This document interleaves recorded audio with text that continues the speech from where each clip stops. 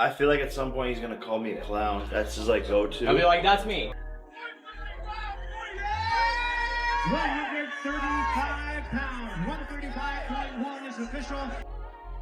It's different levels. You know what I mean? It's definitely different levels when you come. Jake Paul may have built his reputation on confidence and chaos, but the latest clips showing Gervonta tank Davis's powerful, muscle-packed frame seem to have shaken even his self-assurance.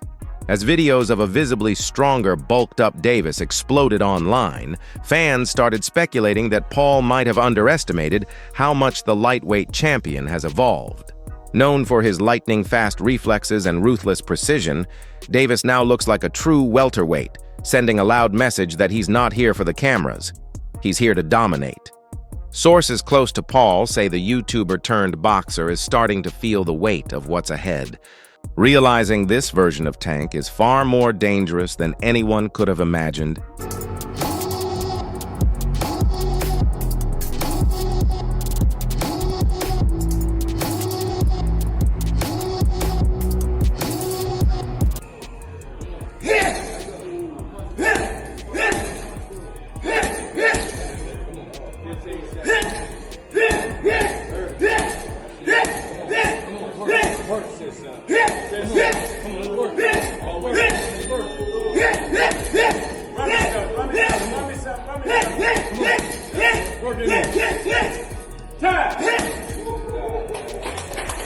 With the November 14th clash drawing closer, the boxing world can't stop talking about Davis's unbelievable transformation.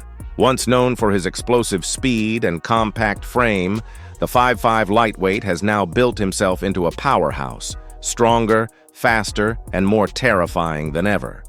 During their heated face-off in Miami, Davis's push against Paul showcased just how much tension is building. Now, as he stands chiseled and fearless beside the much larger Paul, many are starting to wonder if Jake's trademark confidence is beginning to fracture under the pressure of facing a fighter who's not only skilled, but now physically intimidating.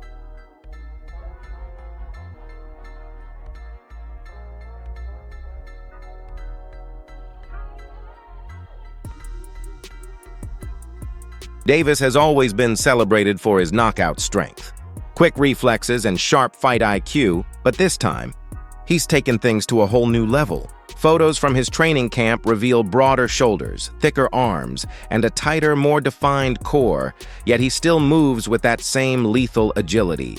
This transformation isn't about looks, it's a statement. Davis isn't bulking up for attention. He's preparing to take full control in the ring. Right? Who's not a professional fighter.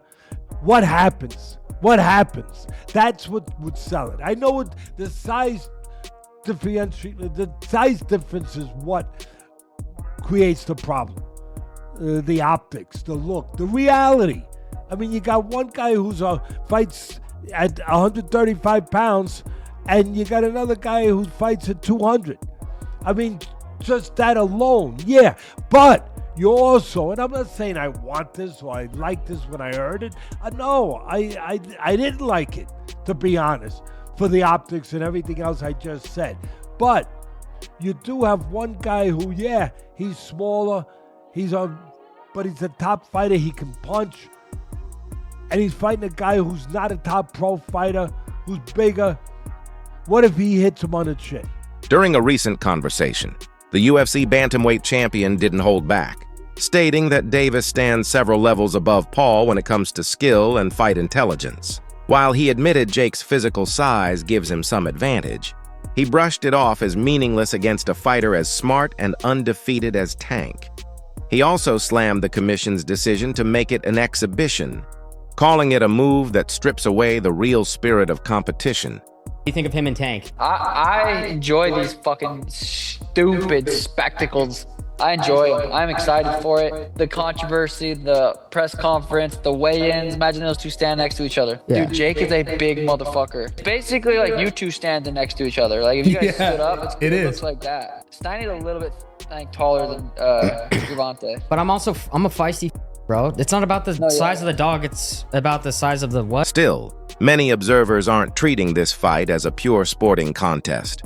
To them, it's more of a crossover spectacle, a mix of boxing and entertainment that raises questions about fairness, safety, and the respect for traditional weight divisions. Tank is not the guy that knows how to sell a fight. Tank cannot sell a fight in his own division. You have the Paul brothers and they come over to boxing. Their idea from day one is we don't have the skills or the experience. What we're gonna do is we'll take on the absolute best guys, but they're gonna spot us some pounds. Tank has one job to do, that it doesn't make any difference, that boxing is a real sport. My skills versus your skill, of which I am an abundance of and of which you have none of. Tank is telling anybody that will listen that there's a size problem. My skills and my experience in boxing, I do not have to wonder who's in the bar tonight. Any bar I go to, I rule the bar. No, it turns out that you don't. Just need some big guy to corner you. Apparently, boxing has never stood its ground. Boxing has never been able to explain why Floyd needed a half hour to get rid of a guy who's never boxed before. Tank Davis has already began this. When you choose a dum-dum, don't be surprised when he goes out and acts like a dum-dum. Experts argue that most of Jake Paul's matchups don't follow real boxing logic or competition standards.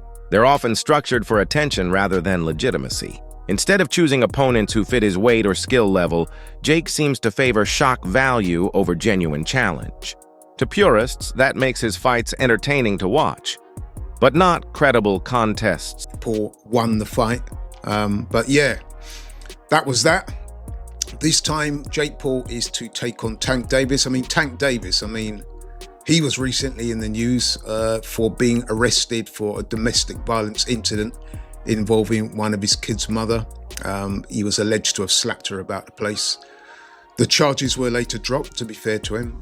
But yeah, that was when he was last in the news. What is interesting is just a couple of months ago, Tank Davis was saying openly that he'd lost his passion for boxing and that he wanted time away from the sport.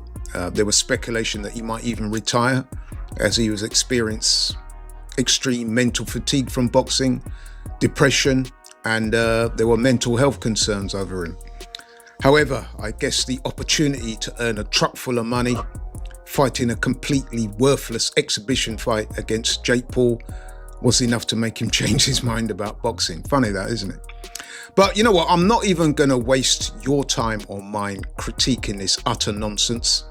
Suffice to say that this so-called fight we're talking about is an exhibition, and it pits Jake Paul, who is a cruiserweight, by the way, weighs in excess of 200 pounds, and Tank Davis, who is, he was the WBA lightweight champion, who weighs in at about 135 pounds when he fights. So that's a disparity of some 65 pounds. In old money, that's about 4.5 stone. There's also a significant difference in height. Jake Paul is roughly, 6'1", 2. Gervonta Davis is 5'5" at best. Jake Paul weighed in at 199.5 pounds as a cruiserweight, while Gervonta Davis last competed at just 133.5 pounds in the lightweight division, a staggering difference. The Georgia State Athletic Commission even rejected the original venue over safety concerns, forcing organizers to move the fight to Miami. Although the exhibition now has a 195-pound limit, Davis's new muscular build shows he's closing that gap strategically. Even so, Paul still holds a major size edge, which could shape how power and endurance play out inside the ring. It's a matchup of brute size versus elite skill, one of the strangest showdowns modern boxing has ever seen. Those little teeny-weeny dudes. So that's going to be a very fun and interesting to watch how that goes down. Now, on the other side, you know what Jake Paul's going to do. He don't have no consciousness. He doesn't have a conscience about what he's trying to do. He's going to go in there try to hurt a 60-year-old Mike Tyson. He don't care. He wanted to Nate. He's way bigger than Nate Jones when he fought Nate Jones. You think he didn't care about hitting Nate Jones upside the head? He's definitely going to be looking to try to get as much as he can get off on Gervonta Davis, and I see him trying to run up on him, trying to maul him, trying to grab him, trying to club him, trying to do all kind of craziness, man. And it's going to be interesting. It's going to be an interesting thing to watch. Now, let me tell you what I really hope, and I haven't seen for this particular card, but I know that I know it's going to be good, which is the undercard. His fight and Terence Crawford fight is absolutely horrendous. There's nothing on the thing that would make you want to watch to tune into that thing 2 seconds before the fight between Canelo Alvarez and Terence Crawford takes place. There's nothing on that card. So this fight for Gervonta or this exhibition for Gervonta and Jake Paul is probably going to have a lot of MVP fighters on there. Ryan Garcia compared this matchup to some of boxing's most controversial exhibitions, like the ones involving Mike Tyson that fans didn't exactly ask for.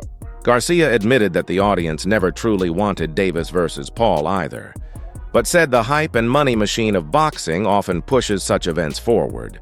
He pointed out how much smaller Davis is, calling the fight unfair from the start, yet accepted that fans will still tune in because the spectacle is simply too big to ignore. Bro, that's a fucking disgrace of a fight. Yeah. You know it. Just like the Mike Tyson, low-key was a disgrace, but we accepted it, but yeah, he was 60 years old. I mean, the casuals don't see the weight difference. They see Jake Paul and Gervonta Davis. Yeah. And if Gervonta Davis doesn't fuck up Jake Paul, they're going to think Jake Paul is some pound-for-pound champion type of fighter. Yeah. Gervonta Davis, he's actually really small. Like, when I fought him, he's small. Yeah. So I just think it's a very unfair fight.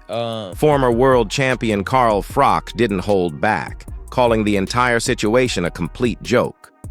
He revealed that Jake Paul was on the verge of finalizing a fight with heavyweight superstar Anthony Joshua, the deal reportedly 99% done. But instead of facing a true heavyweight, Paul switched gears to challenge Davis, a man nearly half his size. Froch said it perfectly illustrates that Jake is chasing attention, not competition, more focused on headlines than honor. Gervonta Davis is now fighting Jake Paul. So Jake Paul was supposed to be fighting AJ.